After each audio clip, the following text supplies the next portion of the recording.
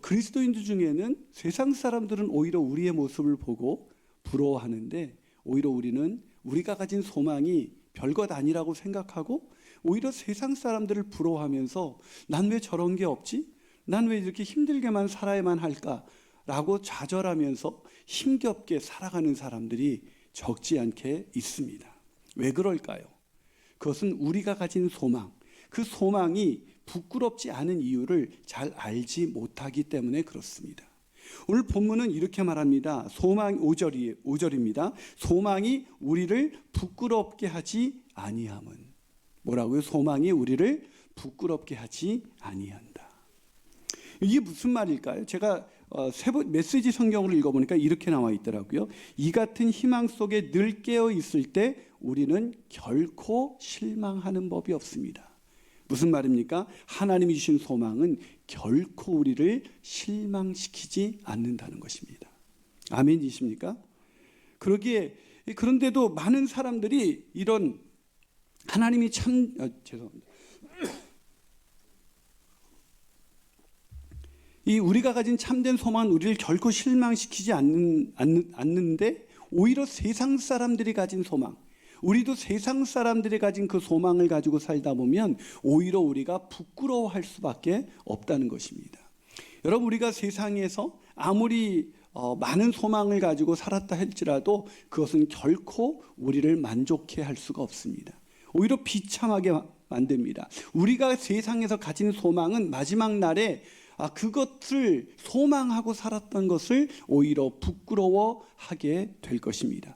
그러기에 저는 오늘 우리가 가진 참된 소망, 그 소망이 우리를 실망시키지 않은 근거를 분명하게 깨달아서 이 소망으로 늘 기쁘게 살아가는 저와 여러분이 되시기를 주님의 이름으로 축복합니다. 자, 그렇다면 참된 소망이 우리를 실망시키지 않는 첫 번째 근거는 뭘까요? 그것은 하나님께서 주신 소망이기 때문입니다. 뭐라고요? 하나님이 주신 소망.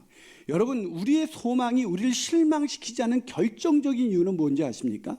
그 소망을 하나님이 주셨다는 것입니다. 아멘이십니까? 자, 오늘 본문 5절을 세 번역으로 한번 읽어보겠습니다. 시작. 이 희망은 우리를 실망시키지 않습니다. 하나님께서 우리에게 주신 성령을 통하여 그의 사랑을 우리 마음속에 부어주셨기 때문에. 누가 부어주셨다고요? 하나님께서. 그렇습니다. 여러분, 아멘하는 순간 우리 마음속에 그냥 김인환 목사님이 힘내라고 아멘했다면 그건 굳이 할 필요가 없습니다. 여러분, 우리가 가진 소망은 하나님이 주신 것이기 때문에 이루어질 수밖에 없습니다. 이루어지기가 힘들어요. 이루어지지 않는다는 게 불가능합니다. 그 소망이 뭐라 그랬어요? 지난주 장차올 하나님의 영광, 그 영광의 나라에 들어가서 그 영광을 우리가 함께 누리게 된다는 이 소망은 안 이루어질 수가 없다는 말입니다. 이게 우리가 가진 이 소망을, 근데 많은 사람들이 이 소망을 확신하지 못하는 이유가 뭐냐면 그냥 막연해요. 그냥 소망이 이루어지겠지. 그래서 제임스 패커는 앞서 소개한 책 소망이라는 책에서 이렇게 말합니다. 따라서 우리가 가진 소망은 낙관주의와는 분명하게 구분이 됩니다. 낙관주의는 최선의 것이 이루어지리라는 것을 아무런 보장도 없이 그저 바라기만 하며 때로는 어둠 속에서 무섭지 않은 척 휘파람을 부는 것에 지나지 않습니다.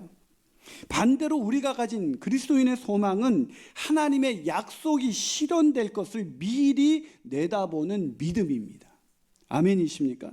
우리가 가진 소망은 그냥 막연한 낙관주의가 아닙니다. 살다 보면 잘 되겠지, 그냥 하나님이 좋은 것 주시겠지라는 이런 막연한 소망이 아니라 우리가 가진 소망, 장차올 영광을 우리가 누리게 될 거라는 이 소망은 낙관주의가 아니라 하나님이 약속하신 것, 하나님이 우리에게 주신 소망이기 때문에 그 소망은 안 이루어질 수가 없다는 것입니다. 아멘이십니까? 그런데도 많은 그리스도인들은 이 하나님이 주신 소망을 붙드는 것이 아니라 인간이 만들어낸 소망을 붙들고 살아갑니다. 그게 뭐예요? 이 일이 이루어지면 행복해지겠지. 내가 원하는 것을 가지면 행복해지겠지. 원하는 것을 갖고 싶은 소망. 일이 이루어졌으면 좋겠다는 소망. 내가 저 사람과 함께 살면 행복해질 거라는 소망. 이게 다 세상 사람들이 갖고 있는 소망이죠. 그 소망은 결코 이루어지지 않을 뿐더러 행복해지지 않는다는 것입니다. 그 소망은 이루어진다고 해도 행복해지지 않습니다. 제가 예를 하나 들어보죠. 요즘 결혼하는 분들이 많아서 제가 어저께도 결혼 주례를 했는데, 결혼식을 상상해 보십시오. 신랑 신부가, 결혼식의 하이라이트는, 절정은 신랑 신부가 사랑의 약속을 하는 시간입니다. 사랑에 서약하는 시간이죠. 그때 신랑 신부에게 제가 묻습니다. 신랑 누구누구는 가난하거나 부유하거나 병들거나 건강하거나 일평생 이 신부를 아내로 맞이해서 일평생 사랑할 것을 서약하십니까? 이러면 신랑이 대답합니다. 네! 라고 대답합니다. 아주 저도 깜짝 놀라요. 왜 그렇게 하는 거죠? 난 이 약속을 반드시 지킬 것이다. 라는 그 자신의 의지를 보여주는 것입니다. 또 신부도 똑같이 서약하십니까? 이렇게 물어보면 신부도 이렇게 작은 목소리지만 어떤 신부는 눈물을 흘리면서 내가 이 사람을 정말로 사랑합니다. 라는 그 마음을 담아서 네 라고 대답을 합니다. 그런데 여러분, 가장 많이 깨지는 약속이 결혼 약속입니다. 여러분, 그렇게 사랑하고 계십니까? 결혼식 날 약속하신 그 서약대로 지금도 부부관계를 유지하고 계시나요? 꼭 어떤 이혼에 이른 사람만을 말하는 게 아니에요. 여러분, 일평생 그 사람만을 사랑하겠다는 그 약속이 그럼 가짜였습니까? 진심이었죠. 정말 진심이었습니다. 그래서 그렇게 큰 소리로 또 눈물을 흘리면서 네라고 대답을 한 것입니다. 그런데 문제는 무엇입니까? 그 약속을 지킬 수 있는 신실함이 그 인간에게는 없다는 겁니다. 그 약속을 한 사람이 하나님이 아니라 연약한 인간이라는 것입니다. 그 약속을 한 사람이 변치 않는 하나님이 아니라 얼마든지 상황에 따라서 그 마음이 바뀔 수 있는 사람이기 때문이라는 것입니다. 무슨 말입니까? 저와 여러분이 어떤 소망, 그것이 꼭 제가 결혼식을 예를 들었지만 저 사람 만나면 행복해지지 않은 소망, 이 일이 이루어지면 행복해지지 않은 소망, 내가 원하는 것을 이루면 행복해지겠지라는 그 소망, 그 소망이 하나님이 아닌 인간의 약속에, 인간에 근거한 그런 소망이라면 그 소망은 빨리 버리십시오. 그 소망을 붙들고 사는 동안 잠시는 그 막연한 기대를 하겠지만 결국은 실망할 수밖에 없습니다. 그런데 우리가 가진 이 소망은 인간의 노력과 인간의 신실함에 근거한 소망이 아니라 하나님이 약속하신 말씀에 근거한 소망입니다. 우리가 장차 하나님의 영광에 들어가서 그 영광을 누리게 될 거라는 이 소망은 하나님의 약속에 근거한, 인간이 아닌 하나님이 하신 약속이기 때문에 반드시 이루어질 수밖에 없는 것입니다. 그러게 우리가 가진 소망은 결코 우리를 실망시킬 일이 없는 것입니다. 이 소망을 가지고 사는 저와 여러분이 되시기를 주님의 이름으로 축복합니다. 한 발 더 나가서 참된 소망이 우리를 실망시키지 않는 두 번째 근거는 무엇일까요? 그 두 번째 근거는 하나님께서 성령을 통해 하나님의 사랑을 부어주시기 때문입니다. 여러분, 오늘 본문 5절을 다시 한번 읽어볼까요? 있습니다. 시작. 소망이 우리를 부끄럽게 하지 아니함은 우리에게 주신 성령으로 말미암아 하나님의 사랑이 우리 마음에 부음받기 때문이다. 자, 하나님이 우리에게 주신 소망이 우리를 실망시키지 않는 두 번째 근거가 뭐라고요? 잘 보세요. 뭐라고 돼 있어요? 우리에게 주신 성령으로 말미암아 하나님의 사랑을 우리에게 부어주셨기 때문이다라고 그래요. 어떤 사람은 하나님이 우리에게 소망을 주셨지만 내가 잘해야 하나님이 이 소망을 이루어 주실 거라고 생각하는 사람들이 있어요. 이해가 됩니다. 왜냐하면 우리도 인간 사회 속에서 결혼 약속을 또 예를 들어보죠. 결혼 약속이 왜 깨지죠? 내가 원하는 대로 배우자가 움직여주지 않아요. 내가 기대했던 배우자가 아니에요. 내가 연애할 때 이 사람이 이랬나? 그래서 우리는 그 약속을 깨뜨려 버립니다. 사랑하지 않습니다. 같이 살아도 그렇게 사랑하지 않습니다. 왜죠? 인간은 아무리 약속했다 할지라도 상대방이 하는 거에 따라 바뀐다는 것입니다. 그걸 우리는 너무 많이 경험하면서 살아요. 그래서 우리는 하나님도 그렇게 생각해요. 하나님도 내가 하나님의 뜻대로 살아드려야 이 소망을 이루어 주실 거야. 내가 하나님의 마음에 드는 행동을 해야 하나님이 이 소망을 이루어 주실 거야 라고 잘못 생각하는 것입니다. 그런데 그렇지 않습니다. 하나님은 우리를 늘 사랑하십니다. 하나님은 늘 완전하게 사랑하십니다. 우리를 여전히 사랑하신다는 것입니다. 아니, 사랑하시는 정도가 아니라 사랑을 부어주신답니다. 부어주신대요. 자, 본문 5절 다시 보세요. 소망이 우리를 부끄럽게 하지 아니함은 우리에게 주신 성령으로 말미암아 하나님의 사랑이 우리의 마음에 부어졌대요. 그냥 막 쏟아붓는 것입니다.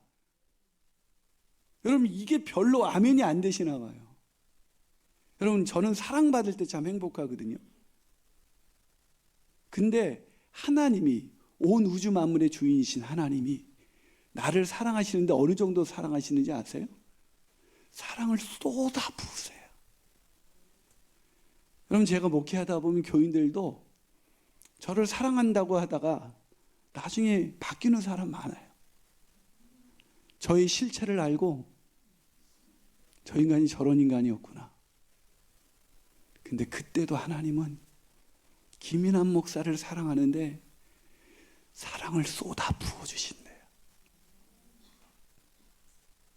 제가 설교 준비하다가 이 말씀을 듣고 눈물이 나서, 때로는 부부도 사랑을 쏟아붓지 않는데, 때로는 부모도 사랑을 쏟아붓지 않는데, 하나님은 사랑을 쏟아붓는데요. 여러분, 이 붓는다는 이 단어가 현재 완료 시제예요.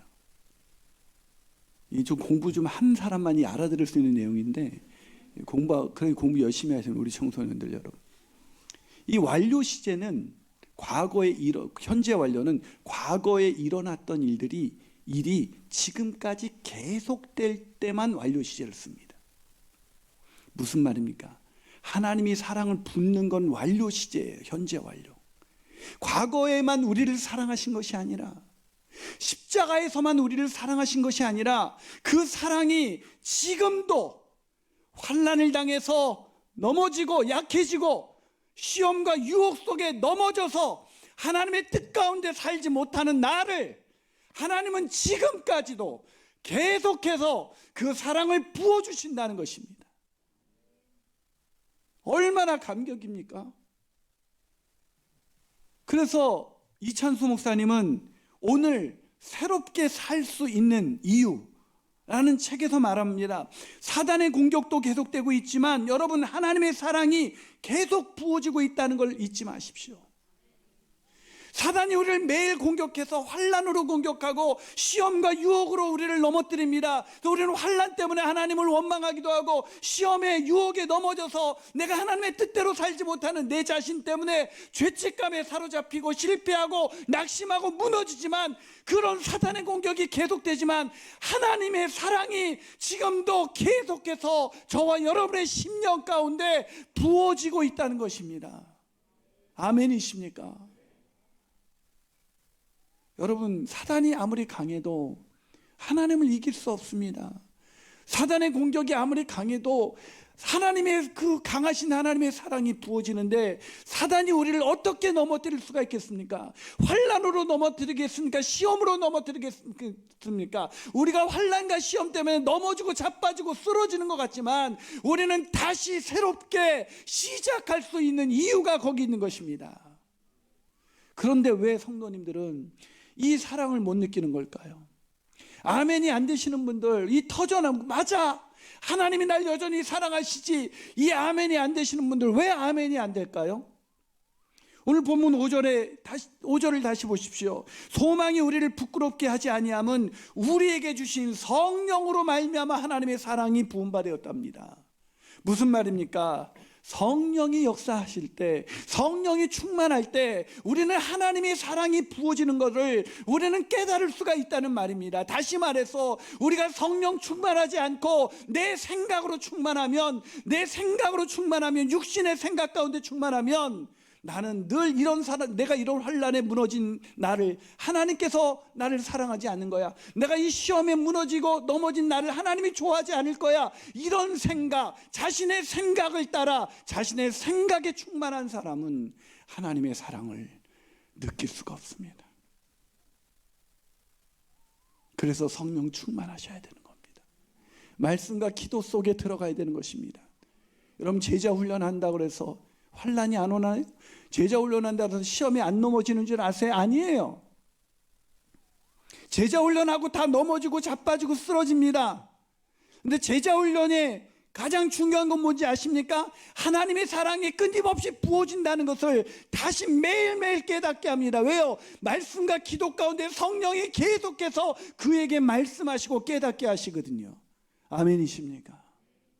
사랑하는 여러분, 그래서 존 파이퍼 목사님은 복음과 하나님의 은혜라는 책에서 말합니다. 이해할 수 없는 그리스도의 사랑을 이해할 수 있는 열쇠, 성령 셨다는 것입니다. 여러분, 저는 인생을 많이 살지 않았지만 인생을 살면서 쉽지 않은 고난과 환난과 시험이 늘 있었습니다. 목회하다 보면 매일 일어납니다. 궁금하시면 목사가 한번 신학교 가보세요. 제가 추천서 써드리겠습니다. 여러분, 제가 매일 이렇게 웃으면서 신나게 살아가니까 제가 환난이 없어서 웃는 줄 아십니까? 제가 시험이 없어서 웃는 줄 아세요? 소망이 있기 때문에 웃을 수 있는 것입니다. 그러나 저도 환난이 오고 시험이 오면 하나님의 사랑을 의심할 때가 있습니다. 이렇게 큰 환난을 하나님 왜 주시지? 낙심할 때가 있습니다. 유혹에 넘어져서 하나님이 이런 나를 기뻐하지 않으시겠구나, 하나님의 사랑을 의심할 때가 있습니다. 그래서 내가 하나님 앞에 나가면 그때마다 하나님이 저에게 무엇을 해주시는지 아십니까? 제가 환난 만나고 시험에 무너지고 쓰러질 때 하나님이 해주시는 일이 있습니다. 환난을 면케하지 않습니다. 시험에 넘어지지 않게, 넘어지는 것 어떤 때는 그냥 지켜보십니다. 하나님은 저에게 해주신 유일한 일이 있는데 저에게 십자가를 보여주십니다. 네가 환난에 쓰러지고 시험에 넘어갔어도 내가 너를 사랑한다는 증거야. 그 증거가 십자가입니다. 내가 아직 죄인 되었을 때, 내가 하나님과 원수가 됐을 때, 아직입니다. 변화되지 않았을 때, 여전히 하나님 보시기에 너무 더럽고 추한 인간이었을 때 하나님께서 나를 위하여 그리스도를 십자가에 내어주심으로 하나님이 나를 얼마나 사랑하는지 확증해 주셨습니다. 그러기에 저는 하나님의 사랑이 의심될 수가 없는 것입니다. 그런데도 의심하는 저에게 하나님이 오늘 본문 또 들려줍니다. 9절 10절입니다. 한번 읽어볼까요? 있습니다. 시작. 그러면 이제 우리가 그의 피로 말미암아 의롭다 하심을 받았으니 더욱 그로 말미암아 진노하심에서 구원을 받을 것이니 곧 우리가 원수 되었을 때에 그의 아들의 죽으심으로 말미암아 하나님과 화목하게 되었은즉 화목하게 된 자로서는 더욱 그의 살아나심으로 말미암아 구원을 얻을 것. 이게 무슨 얘기입니까, 여러분? 무슨 얘기인지 아세요? 우리가 하나님과 원수됐을 때도 우리를 사랑하셔서 아들을 십자가에 내오셔서 하나님과 화목하게 하셨는데, 이제 하나님의 자녀가 된 너희들이 환난에 넘어지고 유혹에 쓰러진다고 해서 너희들을 구원하지 않겠느냐? 그의 살아나심, 그 부활하신 주님이 너희들을 구원하지 않겠냐고 묻고 있는 것입니다. 죄인일 때도 우리를 사랑하셔서 아들을 내주신 하나님이 하나님의 자녀가 된 우리를 어떻게 포기할 수 있냐는 것입니다. 여러분, 우리의 소망이 흔들리지 않는 이유가 무엇입니까? 죄인일 때도, 우리 인생이 쓰레기일 때도 우리를 사랑하신 주님이 하나님의 자녀가 돼서 하나님의 뜻대로 살아보려고 몸부림치지만 그렇게 안 되는 우리를 더욱 사랑하시기 때문입니다. 그렇기 때문에 환난에서 넘어지고 시험에 무너졌다 그래서 나는 하나님이 기뻐하지 않고 그 소망은 이루어지지 않겠구나 라고 생각하시면 안 됩니다. 그 소망은 반드시 이루어질 수밖에 없습니다. 최근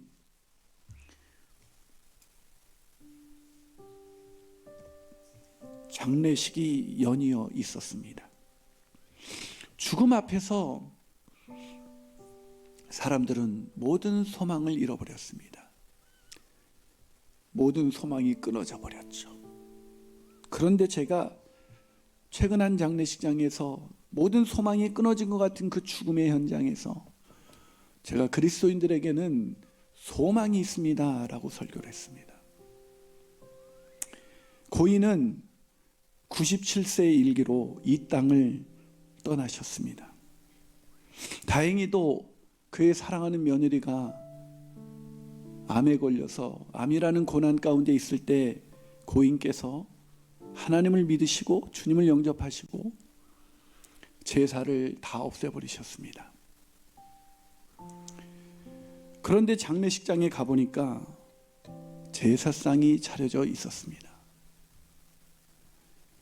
오남 오녀를 두셨는데 불교와 무교를, 하나님을 믿지 않는 사람들이 자녀로 있어서 예수 믿는 자녀들이 그 사람들을 배려해 준 것입니다. 제사상이 차려진 곳에서, 향이 진동하는 곳에서 저는 위로 예배를 드렸습니다. 저는 이렇게 설교했습니다. 죽은 고인을 위해 남겨진 유가족들이 무엇을 할 수 있습니까? 이제 죽어 떠나간 아버지를 위해서 남겨진 유가족들은 어떤 소망을 가질 수가 있습니까? 믿지 않는 분들이라면 오직 이제 죽어 귀신이 되어서 구천을 떠돌고 있는 고인이 배고프지 않도록 제사밥 한번 차려주는 것, 그것 말고 어떤 소망이 있습니까? 그러나 예수 믿는 고인은 죽어 귀신이 되어서 구천을 떠도는 것이 아닙니다. 성도로 죽은 고인은 부활의 몸을 입고 영원한 안식의 나라, 하나님의 영광이 가득한 그 나라에 즐겁게 찬송을 부르시면서 들어가신 것입니다. 그러게 예수 믿는 사람들은 부활의 소망, 다시 만날 수 있으리라는 재회의 소망, 이제 영원히 이별하지 않을 수 있으리라는 영생의 소망이 있습니다. 그 소망, 장차올 하나님의 영광, 그 하늘 소망만이 우리를 실망시키지 않습니다. 이 땅에 있는 인간이 품은, 인간이 만들어낸, 인간이 말하는 그 어떤 소망도 영원하지 않고 마침내 우리를 실망시킬 것입니다. 그러나 오직 죄와 허물로 죽은 우리를 영원히 살게 하시고 장차 올 하나님의 영광을 주시기 위해서 아들을 십자가에 내어주시기까지 사랑하신 그 하나님께서 주신 소망, 지금도 환난에 쓰러지고 시험에 넘어지는 우리를 끝까지 붙드시는 그 사랑을 부어주시는 그 하나님이 주신 소망, 그 소망을 가진 자는 결코